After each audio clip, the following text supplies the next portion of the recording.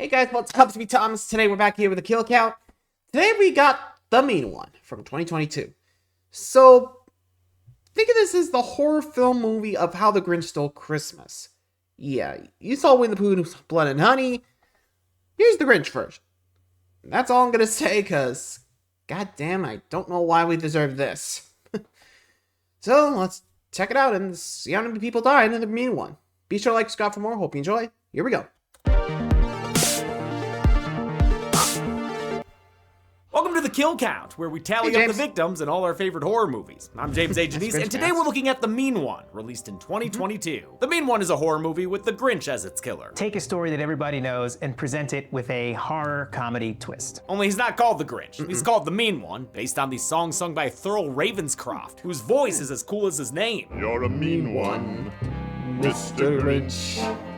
Unlike Winnie the Pooh, Blood and Honey, this slasher source material didn't recently enter the public domain. Instead, The Mean One skirts by copyright issues by claiming to be a parody. It certainly is a comedic send-up, complete with lots of loving references to Dr. Seuss books, but man, does The Mean One look just like Jim Carrey's Grinch. I'm shocked they got away with it. The Mean One is a low budget movie. It started as a fake trailer director Stephen LaMorte made for fun. Everyone loved it, and so many people were asking, well, when is the movie coming out? And we're like, well, no, that was it. You don't have a movie. Like, just the trailer. Thanks to internet comments, they stretched it into a feature film, which required LaMorte and his team to get creative. We are a tiny micro budget movie, you know, so like the true independent, you know, it's a handful of my friends. Our crew's maybe like 15. I'm surprised they didn't try to go to the GoFundMe route. Positions and crew members standing in as extras. Even this little guy got involved. I'm not gonna pretend you won't notice the budget. The movie looks cheap and feels amateur, but it's buoyed by David Howard Thornton's excellent performance as the Mean One. Thornton is best known for playing Art the Clown in the Terrifier films, but while the Mean One is pretty violent, he's ironically nowhere near as mean as Art. He has moments of humanity, especially near the end, and Thornton rises to the occasion, playing the emotions just as well as all the physical stuff we know he's more than capable of. This movie isn't good, but I do find it likable. Maybe it's cause I'm more forgiving when it comes to filmmaking these days, or maybe it's cause we hosted a screening and Q&A at Season Screamings last year. It's the Mean One!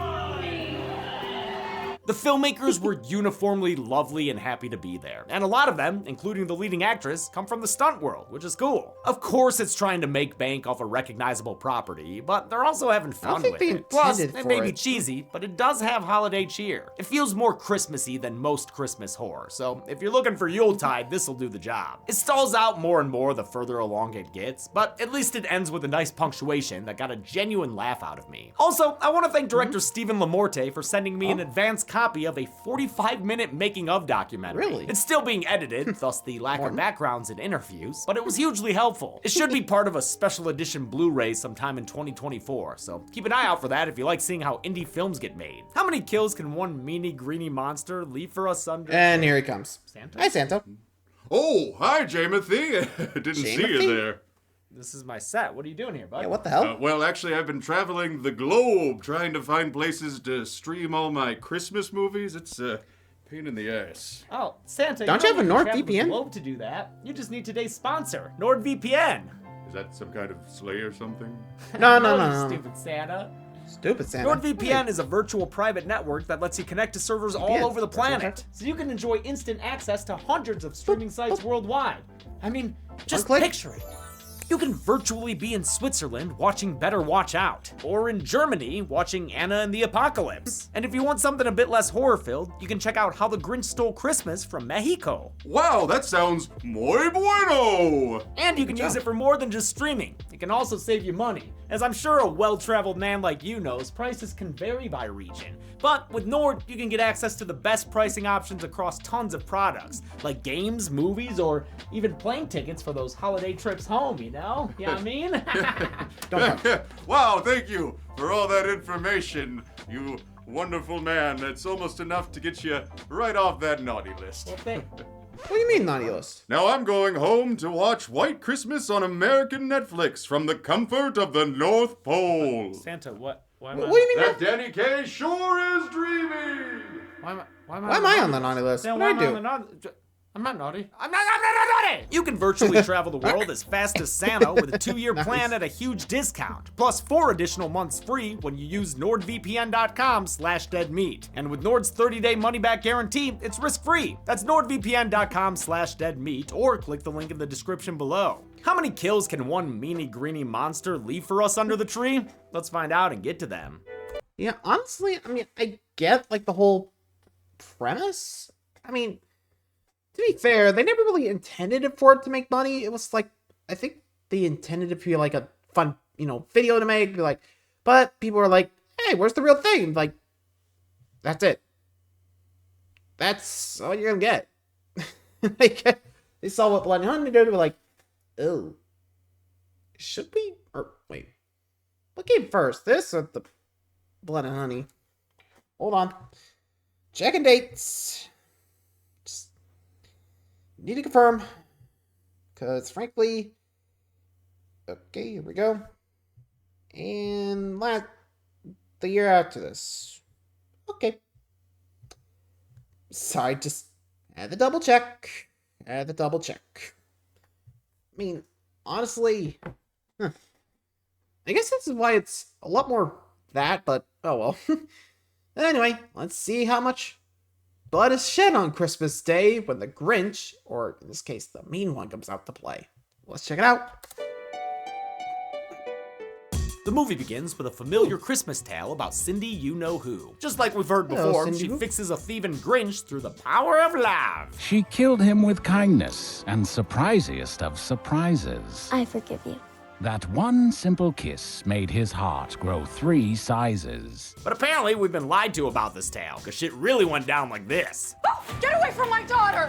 I find this realistic depiction of a Grinch encounter hilarious. Cindy, get back! He's a monster! But it ain't chuckle fucks for Cindy when her mom is killed during the tussle via neck impalement. Cindy cries That out, looked like an monster! And the movie cries out, title card! We get some good-looking establishing shots of the Grinch's Man, mountain in Newville, the Whoville equivalent suburb, but don't get too used to the scale of things. The movie can't afford it for too long. 20 years after her mom died, Cindy's a grown-ass woman singing Christmas songs with her dad. They're cheesy. This whole thing is, welcome to Newville, bitches! Cindy's return for, what else, closure, after living a life of trauma because of the whole mommy murdering monster mix-up. She and her dad return to their old home so they can sell it and move on, but the place still hits her in the face with memories. And bats! It's just a bad vibes incubator here. Sorry, Sin. She meets the Newville Police Department, which consists of a handsome deputy named Burke and Sheriff Hooper. Cindy knows Hooper from the night of her mom's murder, when he gave her a gaslighting life mantra. I need to hear you say it, sweetie.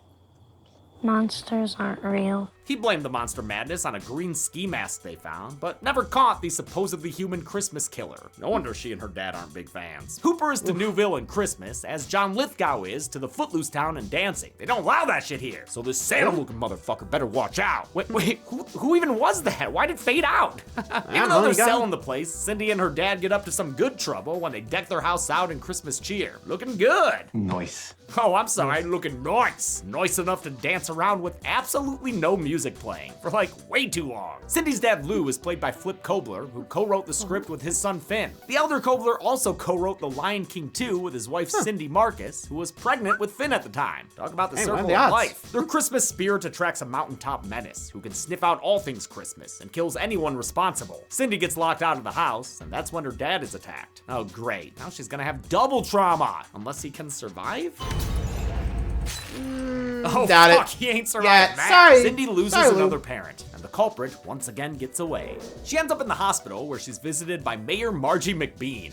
Why are you so scared of McBean, Sin? She's just here campaigning. The mayor doesn't like Cindy's talk of green monsters, since her childhood claim is what caused the town to stop celebrating the holiday. McBean bounces over to Sheriff Hooper and complains that Cindy's presence threatens the town. So, take care of that, would you, champ? Mayor McBean is played by Amy Schumacher, one of the movie's producers. She previously worked with LaMorte on a Powerpuff Girls fan film, which was also written by Flip Kobler and also co-starred Cindy's actress Crystal Martin. LaMorte compares his cast and crew to a family, and not only because they've worked together on so many projects. We don't just make movies together, we, get together for Thanksgiving and we go to each other's shows and comedy shows and burlesque shows. In Schumacher's case, the family comparison became literal when she and LaMorte got married earlier this year. Congrats! With her dad dead, Cindy plans to leave town, even though Deputy Burke would prefer she stay. These two make for a cute couple. Sir? Ma'am, Miss Cindy. Too bad right now, he's still in the handshake zone. Maybe he can win her over with his homemade matzo ball soup. You made this? Proudly Jewish. Did I mention he's Jewish? Because the movie does, like, a lot. Jewish. It's in my blood. Cindy finds some floral evidence at the crime scene, and one computer screen transition later, she's at the Newville Mountains. Now, ain't that a smart little vest to go monster hunting in? While playing Grinch Miss Snap, Cindy gets attacked and knocked into a cavern. Yo, this cavern has a license? Yeah, man, a license to kill. It uses it on a hiking couple. Cindy watches as the monster kills this Daryl guy in a bunch of incomprehensible close-ups. Thankfully, when Cindy yells at the Grinch, we do get to see a money shot. And this hilarious Home Alone 2 moment. You're real!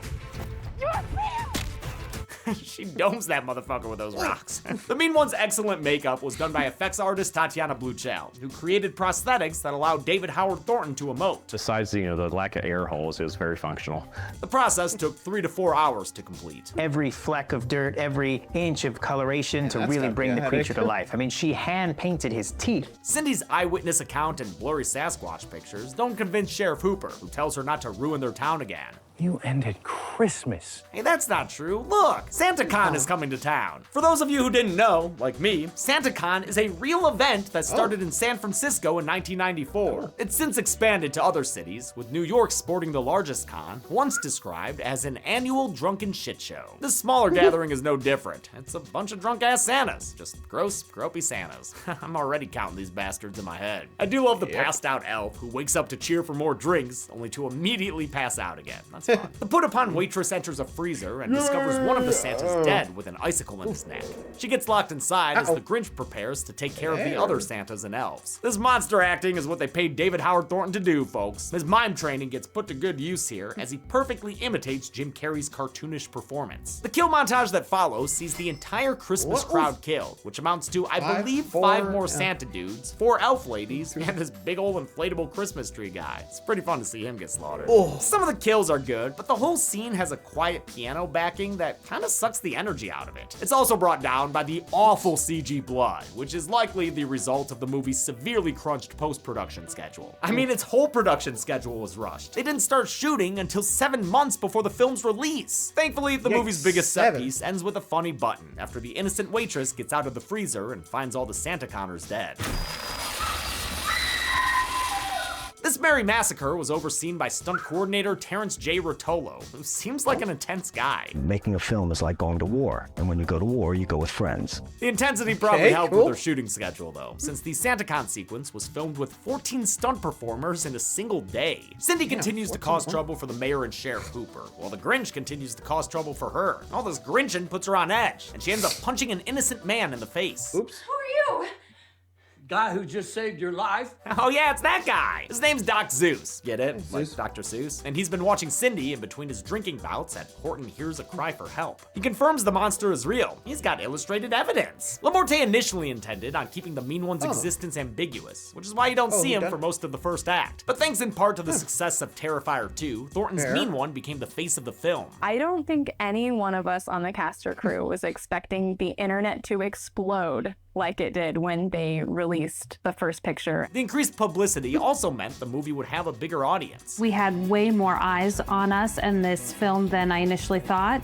I was terrified. Production planned for a streaming release, but The Mean One ended up opening in 160 theaters and got 5 extensions during its run. Cindy asks Doc what the monster is, and he almost gets him sued. Finch! Order from Mike Finch! Okay, thanks for this. Goes by a lot of names. They settle on calling him the Mean One, and Doc knows personally how mean he can be. Once upon a time, his wife tried to mail some Christmas presents, only to get tackled and torn asunder by the monster. Just straight up cut in half, by gosh! I love actor John Bigham in this role. He's a highlight of the film, even if he's the one tasked with hanging all the lampshades about the movie's inspiration. He's a mean one, that Mr. Finch!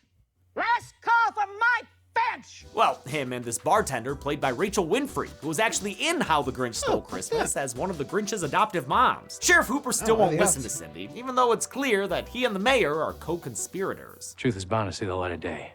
Then extend the night. Wow, that dialogue was bad, but regardless, sounds like they know the truth about a certain sassy monster man. Deputy Burke is still in the dark, but he wants to help Cindy, so he spelunks into the cavern she found and starts robbing it blind. Haha, good score there, kid. That's a ton of wallets. Shame about all the body parts, though, which I won't count as kills since they're just a bunch of frozen skelly bones. Hilariously, this cave was built inside writer Flip Kobler's living room. All of this is gonna get a light spray painted touch. We're gonna put a light up on the ceiling to simulate the hole, and this is gonna be the creature's lair. Love the DIY filmmaking. After a near run-in with the monster, Burke finally believes Cindy, and that's enough to turn this PG-rated shower scene into something more PG-13. Lamorte wanted the mean one to feel like Hallmark horror, with plenty of schlocky and romantic elements. But right when things are getting steamy, the Grinch shows up and blows a blood nut everywhere, ruining the mood. I'm sorry. Turns out this was just a nightmare, but nobody interrupts Cindy's wet dreams. I'm gonna kill it.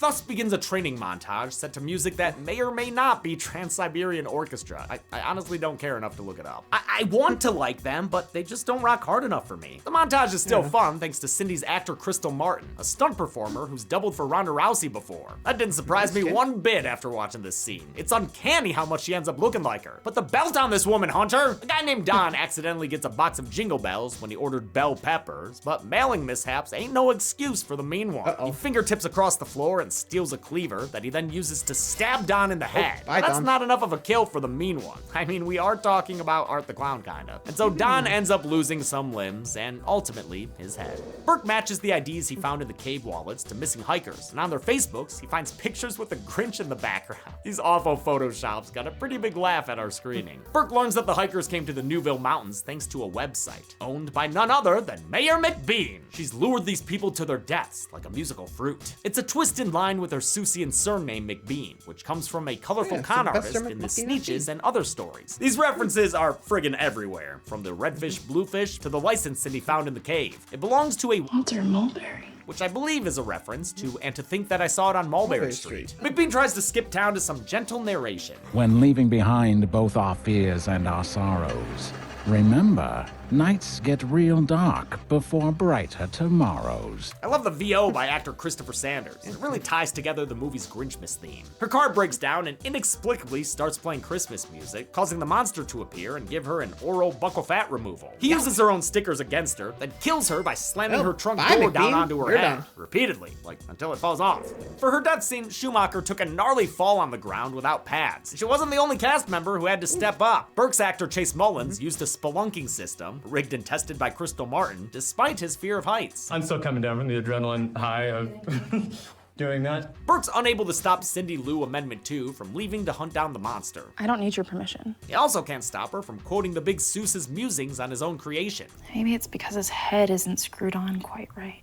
Maybe it's because his shoes are too tight. He lets her be and confronts Sheriff Hooper about the mayor's shitty web design. The sheriff admits he saw the mean one himself 20 years ago. Not when Cindy's mom died, but when he found a girl named Stephanie getting killed in a cave by a furry green monster.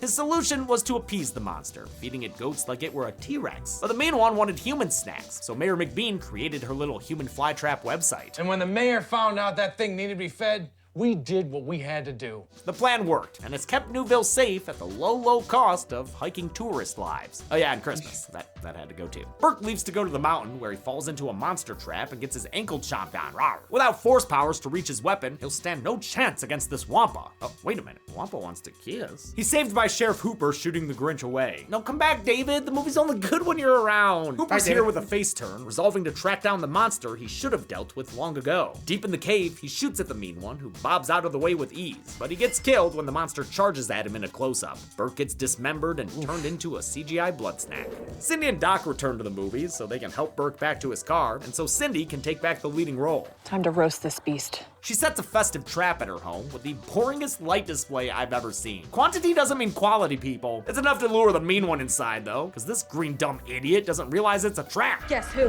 The Grinch starts eating sniper rounds, courtesy of a drunken Santa lookalike. Merry Christmas, you green bitch! Cindy's got a treat for him to suck on, too, but the monster disappears before she can stick him with her candy cane. He reappears in front of Doc Zeus and mauls the poor old drunk guy a bit, but then he disappears again and Doc survives, so, it's okay, I I guess. How's Take he your moving ornaments that and get out of here, Sid. She fights the Grinch outside using various weapons. Christmas-like baseball bats, more candy cane guns, just standard bear traps. That one got him. Those ornaments she's packing are grenades, turns out, and a digital explosion leads us back inside where the fight continues. Stunt coordinator Rotolo had already worked with Martin before and knew she could handle anything he threw at her. I trust her too. She did stunts on Malignant. Thornton did a few of his own stunts, but mostly relied on his double Robin Akerstrand, with whom he became good friends. We think a lot alike too, so we would bounce ideas off each other, and you know, that was a lot of fun. Cindy lights a garland fuse that sets off a Christmas tree bomb. Oh man, that fake fire looks so bad. Right when she's ready to end things, she sees something peculiar. The monster has kept the necklace she gave him 20 years ago. The mean one has just been misunderstood. He didn't mean to kill her mom, and when she called him a monster,